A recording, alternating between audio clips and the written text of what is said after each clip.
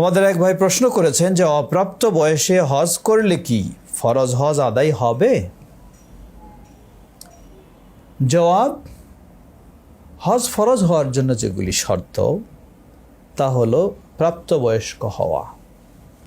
অপ্রাপ্ত বয়সে হজ ফরজ নয়, প্রাপ্তবয়স্ক হওয়া। এখন প্রশ্ন, কোনো বাচ্চা অপ্রাপ্ত বয়সে বাবা মার সাথে হজ করলো, তাহলে কি অবস্থা? এটি কি তার হজ হবে? হলে কি এর মাধ্যমে তার ফরজ হজ আদায় হবে? জবাব, আমরা বলবো যে না, হজ হবে কিন্তু ফরজ আদায় হবে না। সহিহ হাদিসে এসেছে, একজন মেয়ে মানুষ রাসূলুল্লাহ সাল্লাল্লাহু আলাইহি ওয়াসাল্লামের কাছে বিদায়ী হজ্জে তার ছোট্ট বাচ্চাকে তুলে দেখালেন, বললেন, এর কি হজ রয়েছে?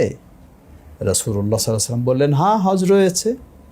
যদি তুমি তাকে হজ করাও সেও সওয়াব পাবে, আর তুমি করাবা এর জন্য তোমারও সওয়াব হবে।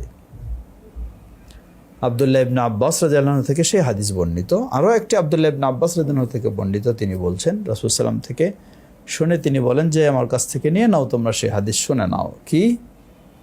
কোনো কৃতদাস যদি হজ পালন করে, কৃতদাস থাকা অবস্থায়, অতঃপর সে মুক্ত হয়, তাহলে তার জন্য ইসলামের ফরজ হজ পালন করতে হবে সামর্থ্যবান হলে। অনুরূপভাবে আইয়ু সাবিয়িন, কোনো ছোট বাচ্চা যদি হজ পালন করে, সুম্মা আদরাকা ফরিদাতাল হজ, অতঃপর সে প্রাপ্ত বয়স হয়ে ফরজ হজ পেয়ে যায়, সামর্থ্য থাকে, ফালাইহি আল হজ, তাহলে তাকে ফরজ হজ আদায় করতে হবে।